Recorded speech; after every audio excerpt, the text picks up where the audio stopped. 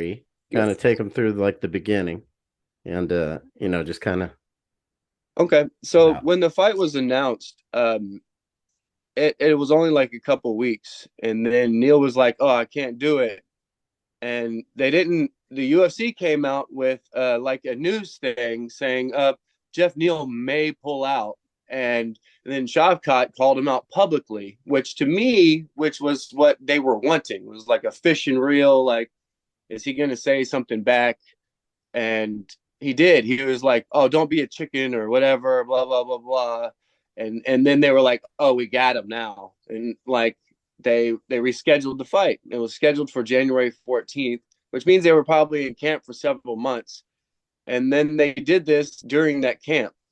And to me, he did not look like he was fighting injured or fighting any injury. He looked like he was on point. Um, they kept bringing it up during the broadcast, being injured, he's doing great, and Shavkat, maybe he's not as good as we thought he was, and they're trying to downplay Shavkat all fight. Like you could hear it in the broadcast. Like I call it clout killing, is what they do, and it's like renegotiating that person's contract. And I think they do it for many reasons, so people aren't scared to fight him in the division. He won't get paid as much.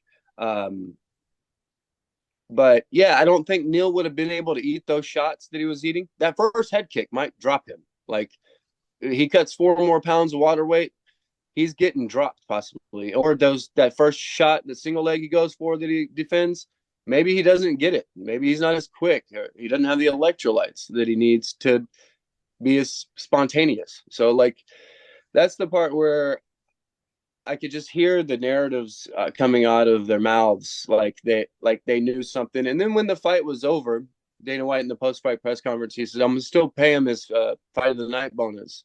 He's like, "We never do that," and you can see it in his face. Like if I just feel like you could see it in his face. I can't. That's my opinion, but he's like, "We're gonna pay him his win bonus, though." I've seen where they've given the fight of the night bonus just to one guy. Like they gave it all to one guy.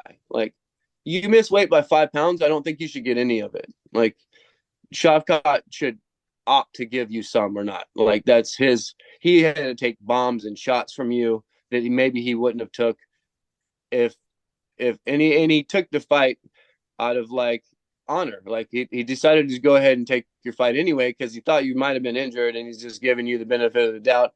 And I think the whole stem, they knew that the UFC knew that they were having trouble getting Shavkat fights. Like it had been a while, so they knew that he wasn't going to pull out. Nobody wants to fight the guy. And Neil didn't even want to fight the guy. So what I think they did is they announced the fight before even Neil signed it, and they were like, and they kind of pressured Neil into doing it, and then he waited a couple weeks and was like, "Nah, I'm injured," and they were like, "Well, what if we give you 4 or 5 pounds and you go out there and put on an exciting fight? You'll lose 30% of your purse, but we'll give you fight of the night bonus if you do it." Like and like that's kind of like a shadow shake, like word of mouth kind of thing. Um, and it's good for business. Like what was the fight of the night, right? Like it it performed, and I don't think it would have been the same fight if he had cut the weight. Like I just don't. I think Shavkat would have dominated him even more. Those knees to the body, a sucked out diaphragm cannot take shots to the body. Like it's not the same.